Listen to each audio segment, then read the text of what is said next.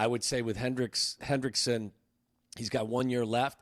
Maybe it's a 3-year extension. So, but you're hoping that he will give you quality pass rush on the elite level for 3 years. And to me, at that point, then you can get creative with contracts. You have all this cap room, and then now you're on a rookie deal for a quarterback.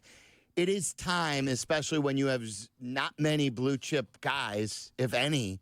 You've got to, if they're available, find ways to get those guys and spend the money on that instead of signing 8 guys who 6 of them may never make an impact. You know, the situation, it ebbs and flows. It changes. You know, it's not just this standard stagnant, we've got to draft and use all our picks and move through the draft and grow through the draft. Well, that's partially it. But if you find yourself in a situation, as you described, with a rookie quarterback on a rookie deal, you've got ample cap space, and you've got significant draft currency as well. I think that you'd be wise to be aggressive here. Again, I always point to what the Commanders did last year, what the Vikings did last year. You don't know that. Do I think they're winning the Super Bowl next year? No. But teams surprise people, and I think you got to get this quarterback on track, and I think this coach wants to get off on the right foot, and I think that the general manager can help both of those things quite a bit if they get aggressive here. And I did not realize that the Trey Hendrickson deal was going to be as palatable as people are projecting it to be. We were even saying yesterday that we were okay with a first-round pick. And then, as soon as I checked Twitter this morning, someone's like, oh, Silvy was saying first-round pick. Look at all these projections. No one's giving up a first-round pick. All it would take is a second, maybe even a high third and something else. And I'm like, hey, that's great. Sure. I'm happy to be on the bolder side of that and to be wrong. And so think about this. What is the Carolina pick the 39th pick? I think so. So Carolina's pick is 39. Can you imagine if the Carolina trade for the number 1 overall selection nets you DJ Moore? I think Tyreek Stevenson is in there. It's also Darnell Wright. And then you end up getting Trey Hendrickson. Yeah. All for that's a pretty good haul for the number 1 overall pick. You could have done better even if it was Jalen Carter and so on and so forth.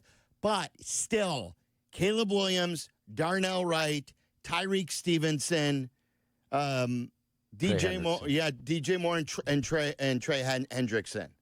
That's a good return for 1 draft pick, the number 1 overall pick. That would have the potential of going down as the all-time greatest pick in NFL history.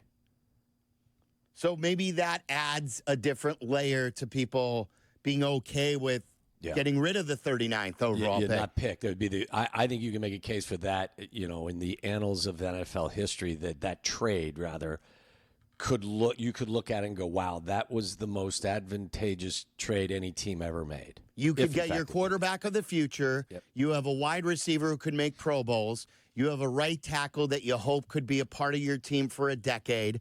I'm hoping Tyreek Stevenson bounces back this year and at least becomes something. He had a promising rookie year. Yep.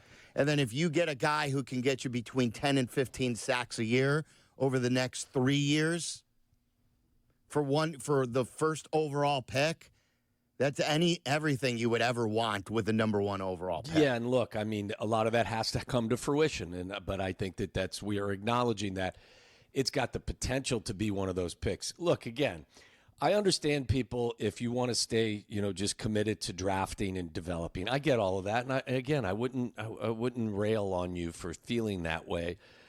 I just don't think there's nearly as much risk with a move like this, or the move that they made with Tooney, because of all of the other reasons. And it starts with your quarterback being on a rookie deal. And you add into the equation, these aren't marginal guys that you're just hoping can excel and exceed what expectations are. These are legit, best at their position type players. And you're probably hopefully going to get Tooney on a deal that will, I would hope at 32, going to be 33, you could get him for 3 years. So you're going to get this year and hopefully a 2-year contract extension. That would be my hope. I would say with Hendrickson, he's got 1 year left. maybe it's a 3-year extension. So, but you're hoping that he will give you quality pass rush on the elite level for 3 years. And to me, at that point, then you can get creative with contracts. At that point, your quarterback's going to need to be paid if he, becomes the player we hope he's going to be. I just don't think that this is locking you in a football prison in any way, shape, or form. In fact, I think what this is doing, it is allowing you to flourish. Yeah. I don't know if this means anything. So one of our Twitter followers pointed this out to me. The Bears, Meller, this is from today, right? I have this right? I'm seeing this correctly? Yeah. With 12 minutes ago, the Bears tweeted this out. I said this to you, Jeff, yeah. Oh, did you say this? No, I told Jeff at the break, like the Bears put something out on Instagram, didn't they? Well, this is maybe this is the same thing you're talking about. On Twitter, from the Bears handle, they sent out a 45-second highlight package that says, "Leave your legacy." Yeah. And it's a bunch of highlights from some of their great all-time players with Urlacher in there, Peanut Tillman in there, and then there's a bunch of Khalil Mack highlights. Yeah. The only thing that's sort of different from the rest of the highlights is all the other guys are retired, except for one guy who's no longer on your team who could be a part of your team if they elect to sign him coming up. And like the first couple of highlights from the Leave Your Legacy is Khalil Mack. It's like Julius Peppers, then it's Urlacher, it's Peanut Tillman. And then the one thing that's not like the rest is the one active player who's not on your team currently, and that's Khalil Mack. Coincidence? I don't know. I saw the same thing and asked the same question. I wonder what Khalil Mack would get in terms of a contract. 34 years of age, going to be a guy that you rotate in and out. I just wonder how that contract would work. And again, I mean, they've got the money, so it's not like you can't afford it. But they've got some choices, as you mentioned before as well. Harold Landry was outright released by the Tennessee Titans. So tell us about him. He's a guy, he missed the entire year in 2022 because of an ACL, but the last couple of years he's played all 17 games. He's a good, solid pass rusher.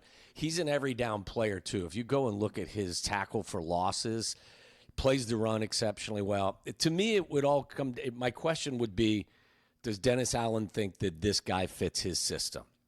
So I don't think Harold at this point is going to be a guy that is going to be the lightning guy off the edge. He can do it all. He's very athletic. He's 28 years old, I believe. He may be 29 during the season, but I think he's had in excess of 50 and a half sacks, I think, in his career. He's had a couple double-digit sack seasons. I just think, look, he's not Trey Hendrickson, but he gives you another option, and he's going to be a free agent because they just released him in Tennessee. Yes. BC kid. So there are, like, you can elect, because I know people are going to be all over Trey. There are a lot of teams who are interested in Trey Hendrickson. I know the Packers are interested. The Commanders are interested. Joe Burrow wishes his own team would keep him. There are a lot of teams that want to keep or want Trey Hendrickson. So if the Bears don't get him, or they elect just to say, hey, there are other guys out there who are free right now on the defensive line, and we could keep our picks, and we could do both. We could add players and draft players, and we don't have to trade a guy and pay him $30 million a year. Maybe they elect to do that. Well, remember, Jonathan Allen was also released by the Washington Commanders, so he plays, he could be your three technique. Good player, tore his pec early in the season, but came back for the postseason. And he was a great player at one time, wasn't he? Yeah, he was. He's still, he's not over the hill. I think he's 30 years of age. He only played 8 games last year because of the pec. Had the same injury, I think, that Billings had. And I think they thought it was going to cost him the entire season. But when they got in there, they realized it wasn't as bad as they had feared. So he was able to come back and play. You got an option there. Look, I think the other news was out of Cleveland. I don't know if you read the article this morning where their owner, Haslam, was reluctant to even sit down and talk with Myles Garrett. Garrett wanted to talk with the owner and kind of, hash some things out, and he said no. So that situation isn't getting any better either. So there may be even more options out there than you originally thought a week or so ago. Think about the egg on their face that they would have, Cleveland, if you pull off one of the worst all-time trades and guarantee Deshaun Watson's deal, and then you end up trading Myles Garrett. Like, think about the flip side of both of those moves. That's why Jimmy Haslam is trying to not meet with Myles Garrett. They're in denial. They're hoping it goes away, or they're hoping by them saying this is a non-starter that he'll change his mind. But like, people have been saying that Myles Garrett is, I don't know if it's true, is willing to miss game checks. Yeah. That's a lot of money. I mean, he makes $25 million a year. He wants more. I think he also wants to win, but he wants more. I think that'd be quite the standoff. But again, and I think you played the Diana Rossini cut from yesterday as well with regard to Myles Garrett. Just because, Anthony Berry, their GM, stands up and says emphatically, we are not looking to trade, doesn't mean circumstances and situations won't develop that ultimately result in you moving him. And at the end of the day, the owner could step in.